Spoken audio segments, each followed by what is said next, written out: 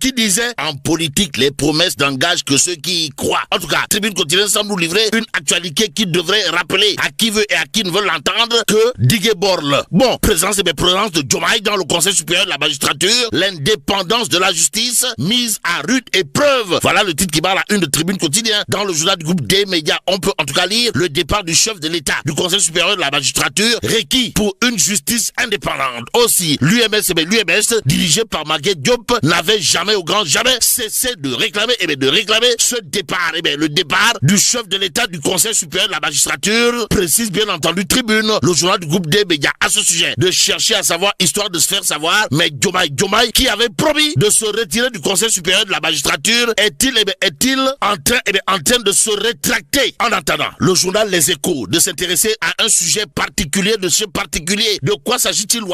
Des atteintes aux libertés publiques au Sénégal, aux Sénégalaises et aux Sénégalais. Le journal Les Échos de rappeler à qui veut et à qui ne veut le savoir, Badara Gadiaga, Ibn Aladji Bachi Gadiaga et Abdou Nguer, des mois d'injustice. En tout cas, le box semble tenter de dire que retenir sur ce point, d'après bien entendu Les Échos, sinon des procédures judiciaires alourdies à dessein, la main lourde de la justice dans les dossiers Badara Gadiaga et Abdou Nguer, d'après Les Échos qui nous renseignent que les deux chroniqueurs sont en tout cas victimes des mois d'injustice. Bon, Gadiaga, Badara, Ibn Bachi Gadiaga, 2 mois, Abdou Nguer 5 mois de privation de liberté pour des opinions, informe en tout cas Les Échos avant d'ajouter la démocratie sénégalaise en question, à la question de savoir mais on est où là?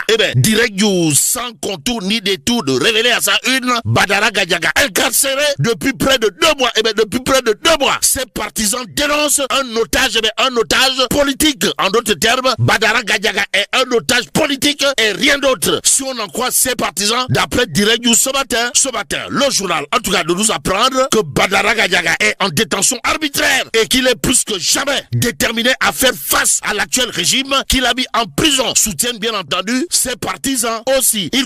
Les partisans de Badara Gadiaga considèrent que l'homme est un otage politique. Otage politique diable. Bon, cette semaine, le balai des personnalités politiques et religieuses a été bien entendu intense pour rendre visite à Badara Gadiaga. Aussi, Direct News d'expliquer que des membres de la société civile n'ont pas été, pas du tout été en reste. Que reste-t-il sinon dans ce lot de visiteurs venus s'enquérir de la situation de Badara Gadiaga? Direct News de parler de Babacar Ba, du Forum du Justiciable, de monsieur le DG du groupe Futur Média Birandour, du professeur titulaire de Cher Mounir Roussi, de monsieur le maire de Anne Belair Babacar Mbeng et des délégations religieuses de